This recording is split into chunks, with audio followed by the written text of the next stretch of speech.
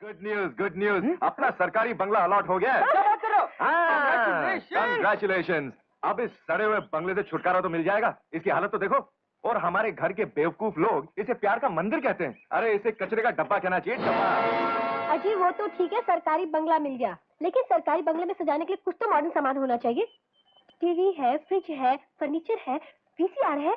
Darling एक car भी तो होनी चाहिए। इतने सब सामान की जरूरत पड़ेगी क्या? अरे इतना पैसा आएगा कहाँ से? अरे मेरी मानो तो बड़ी आसानी से आ सकता है। क्यों ना हम इस पुराने सड़े हुए बंगले को बेच डालें? अरे हाँ, आइडिया तो अच्छा है, लेकिन उस बुढ़िया को कौन समझाएगा? वो तो इसे हरगिज बेचने के लिए तैयार नहीं होगी। उनका इंतजाम मैं कर देती हूँ, तुम ये काम मुझ पर छोड़ दो। अरे तुम क्या करोगी यार? थोड़े से पैसे खर्च करके उनको तीर्थ यात्रा पर भेज देते हैं। उनके चाहते ही इस सड़े हुए मकान का सौदा कर डालेंगे। Excellent idea. इस शुभ काम में बिल्कुल देर नहीं करनी चाहिए। आज ही किसी भी तरह उस बुढ़िया को पटाकर तीर्थ यात्रा पर रवाना कर देते हैं।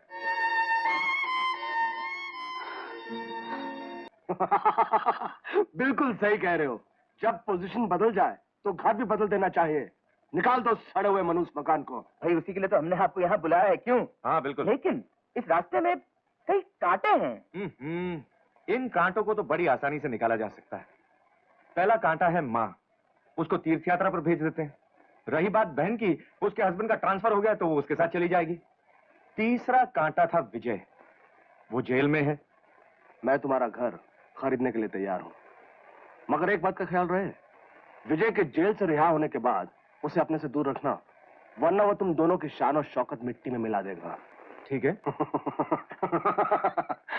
That's the limit.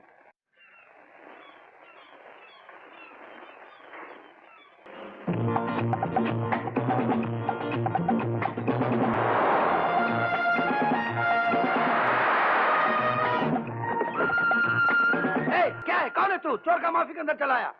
ये लक्ष्मी देवी का घर है ना? है नहीं था।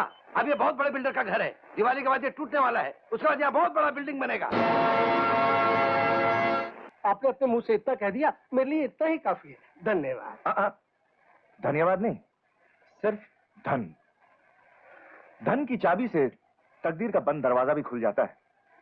तो मैं आपको कोटा दूंगा और आप मुझे अपनी कंपनी के आधे शेयर देंगे। डन, बिल्कुल डन कलेक्टर साहब, मुझे मंजूर है। ओके। माफ कीजिए, नमस्ते।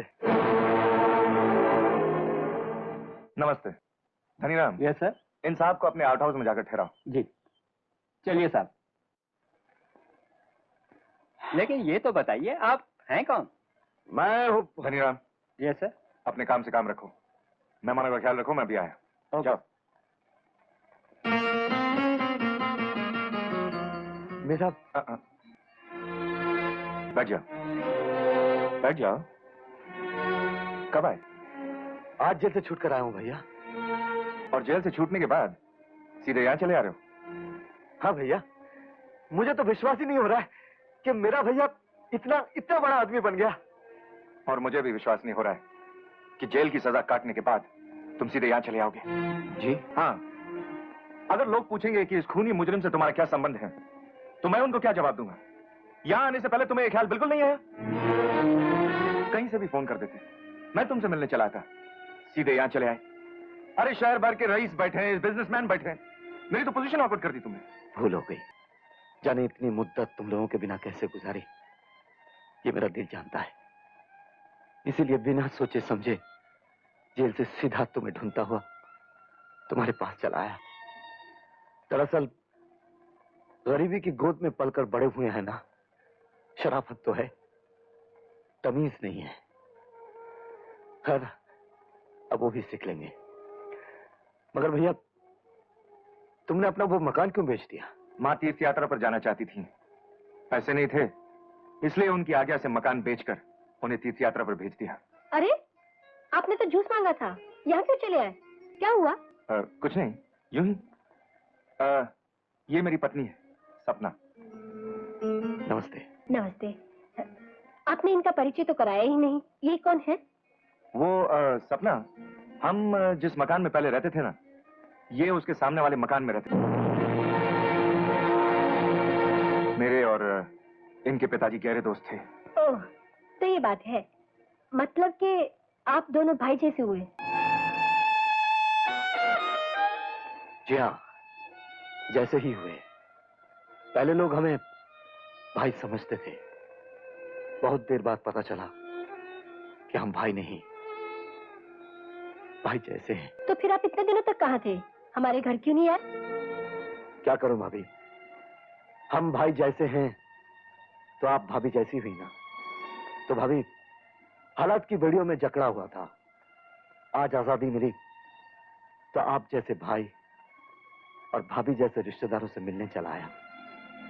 अरे हाँ, आपकी माँ जी तीर्थ यात्रा पर गई है ना, कब वापस आ रही हैं?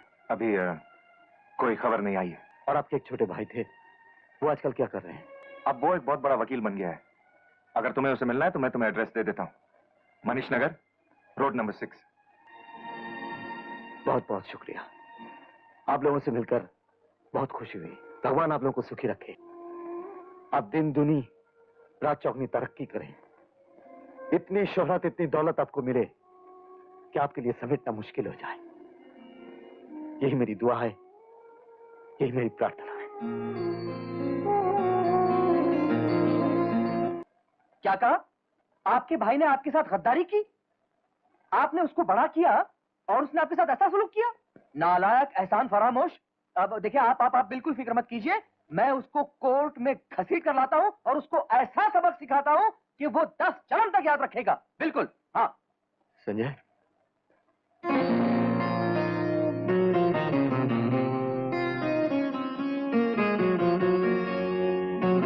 अरे ऐसे क्या देख रहा है? मुझे नहीं पहचाना? मैं तेरा भाई हूं, विजय। भैया, भैया, कैसी बातें कर रहे हो भैया? मैं भी तुम्हें कभी भूल सकता हूँ? ये क्या भैया, तुम रो रहे हो? अरे मन भर आया। बचपन से लेकर जवानी तक तेरे बगैर एक दिन भी गुजारा नहीं। अचानक तकदीर ने 7 साल के लिए हमें जुदा कर दी। ए भाई, तुझे तेरा ये भाई याद आता था या नहीं? हाँ हाँ हाँ हाँ, बहुत याद आता था। तुम आओ, बैठो बैठो, आओ, बैठो बैठो, मैं आया 1 मिनट में। हाँ,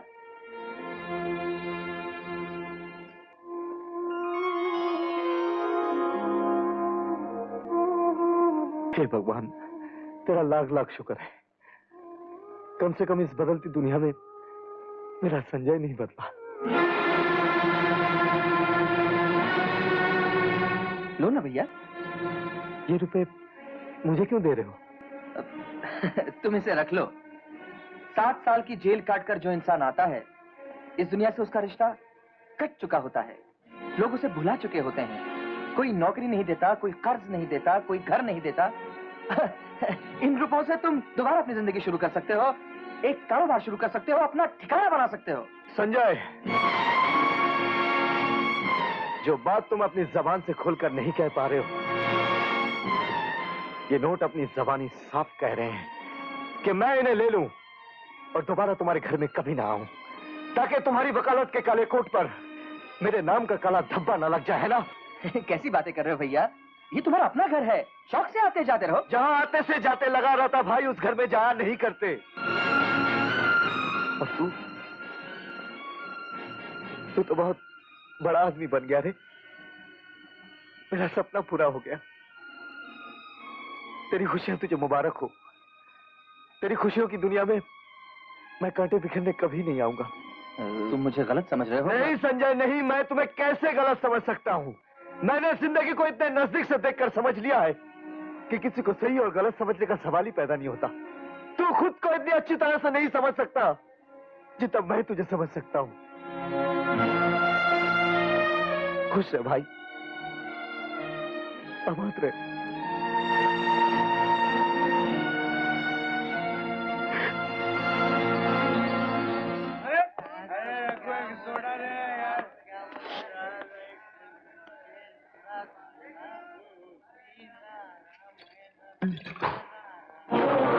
छोड़ दो आजम खान। तुम और शराब पीने जा रहे हो, पागल हो गए हो? हाँ, मैं पागल हो गया हूँ, शराब पीने जा रहा हूँ।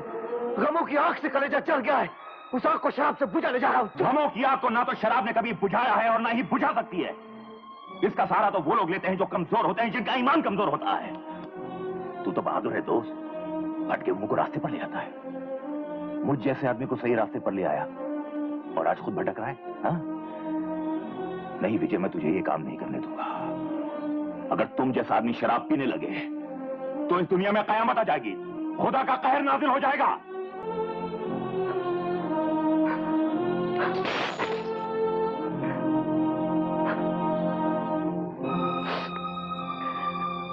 मुझे माफ कर दो आजम भाई, मैं बिल्कुल टूट गया हूँ। प्यारे, तूने ही तो एक दिन कहा था ना कि जिंदगी में दिन और रात की तरह गम और खुशी आते जाते रहते हैं। बोलकर खुद भूला है। हाँ? कमाल है। खैर चल, अपन बस्ती चलते हैं। भाई अपना वहां एक घर है, पेट पालने का ऑटो रिक्शा है। आज से हम लोग साथ रहेंगे। चल।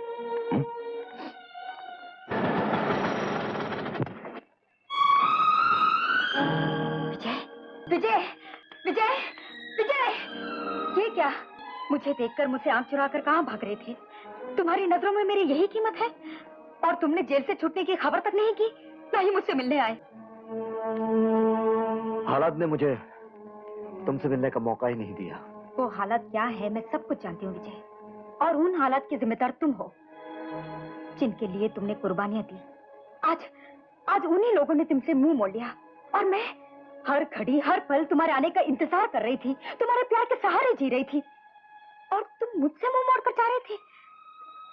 एक बार कत्ल क्या किया कि अब जज्बात का, दिल का, प्यार का खून करना तुम्हारे लिए तो एक मामूली सी बात बनकर रह गई है। नहीं राधा, तुम मेरी जिंदगी हो, तुम मेरी आत्मा हो। एक तुम ही तो थी जो मुझे याद करती थी, हिम्मत दिलाती थी। लेकिन जेल से छूटने के बाद मुझे ऐसा लगा कि मैं एक छोटी सी जेल से छूटकर बहुत बड़ी जेल का कैदी बनकर रह गया हूं। बहुत मजबूर हो गया हूं राधा, इतना मजबूर कि अपनी मजबूरी बयान करने के लिए ज़बान में ताकत नहीं रही। विजय, मैं हमेशा तुम्हारे साथ थी, साथ हूं, साथ रहूंगी। तुम फिक्र मत करना।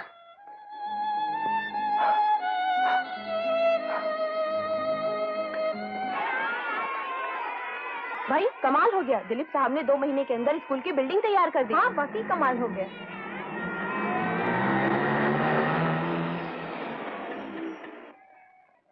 आप? नमस्ते। नमस्ते। क्या आप रिक्शा चलाते हैं? हाँ, क्या करूं, एक जबरदस्त तूफान आया, उसमें सारा घर बह गया। माँ बाप ने चुन चुन के जो तिनके इकट्ठे किए थे वो सारे तिनके बिखर गए। इसलिए जिंदा रहने और ईमानदारी से पेट भरने के लिए कुछ ना कुछ तो करना ही चाहिए ना, इसलिए रिक्शा चलाता हूँ। तो फिर आप मेरी मदद कीजिए ना। हुक्म कीजिए। कल से मेरे बच्चे को स्कूल छोड़ने और वापस लाने की जिम्मेदारी ले लीजिए। दूसरी ऑफिस की जीप कभी वक्त पर आती है, कभी नहीं आती। वैसे आप पैसों की चिंता मत कीजिएगा। देखिए भाभी, अजय भैया मेरे भाई जैसे हैं, आप मेरी भाभी जैसी हैं, तो ये मेरी भतीजी जैसी हुई ना। इसे ले आने की और घर छोड़ने की जिम्मेदारी मेरी। आइए आपको घर छोड़ देता हूँ। चलो गीता।